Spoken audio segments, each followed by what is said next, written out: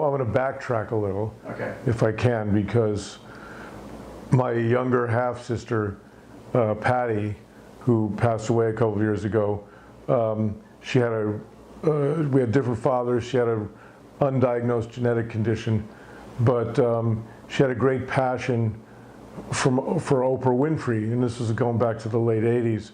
Patty, who had, she was going through a degeneration that really started happening in the late 80s.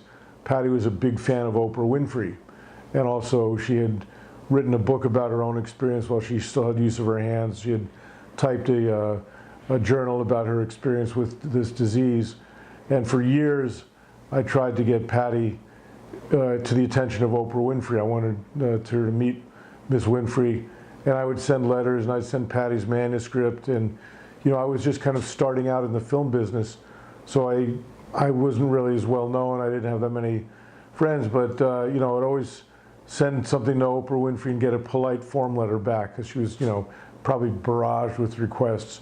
So over a period of time, this was starting around 1990, I guess in 2002, I first worked with Will Smith and developed a good relationship with him. I was the photographer on Bad Boys 2, and then I became friendly with Will's chief of staff, a woman whose name is Jana Babatunde Bey, who's still his chief of staff and now is also the president of the Will and Jada Smith Family Foundation. Anyway, back then, as the years went on, and by this time Patty was quadriplegic, but I still wanted her to meet Oprah.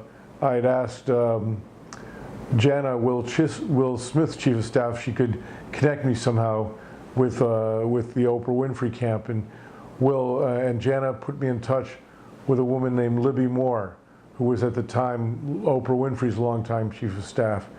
So I sent 3 copies of my book, Hindsight, to Libby Moore, one for Libby, one for Miss Winfrey, and one for the producer. And I got this was like in probably early 2006, and I got a nice little note from Libby, a handwritten note saying, thank you for the books. I have one, I gave one to the producer, one for Miss Winfrey. Then I didn't hear anything. This was like in maybe March of 2006. In probably September of 2006, I'm at the apartment in Sunny Isles with my family, and my phone rings, and it's, hi Robert, this is Libby Moore. Your book has been sitting on my coffee table for the past 6 months. You can imagine how busy I am. And I just opened it this morning, and I'm reading through it, and I'm in tears. And I love your book, and I want you to bring your sister and your mom up to meet with Miss Winfrey. So it took over 15 years, but I finally, in February of 2007, I brought my mom and my sister to Chicago, and they met with Miss Winfrey, and I got a photograph of it. Anyway, that was the beginning of my friendship with Libby Moore, who was a great advocate and a great fan of Hindsight.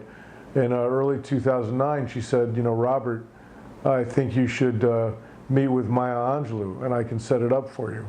So it was Libby Moore who set up this meeting for me to meet with Dr. Angelou in her, she lived in North Carolina, but she had a brownstone in Harlem.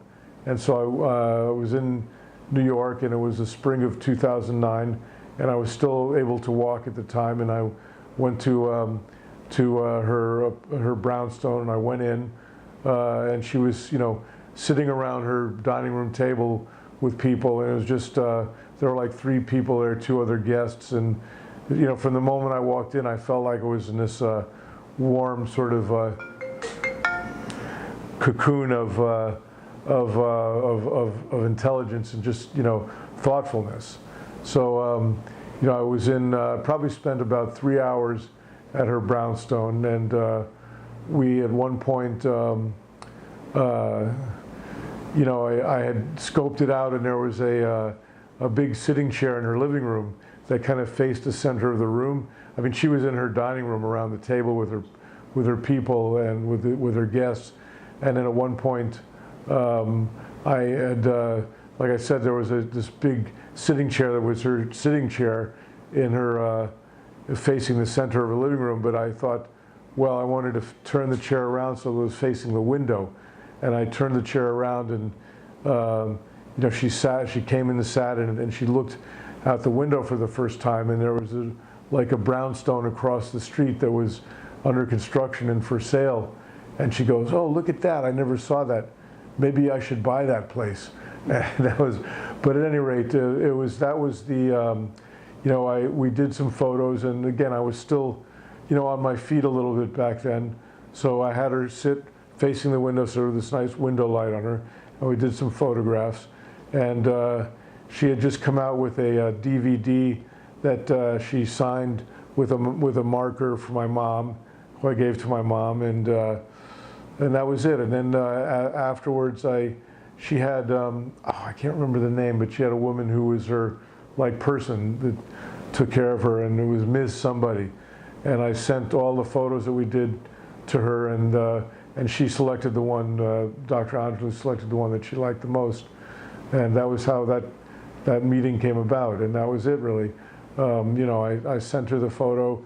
I made the Kindside piece that I wrote about her, sent that to her for her approval, and that was it. It was one afternoon, but it was really predicated or made possible by Libby Moore.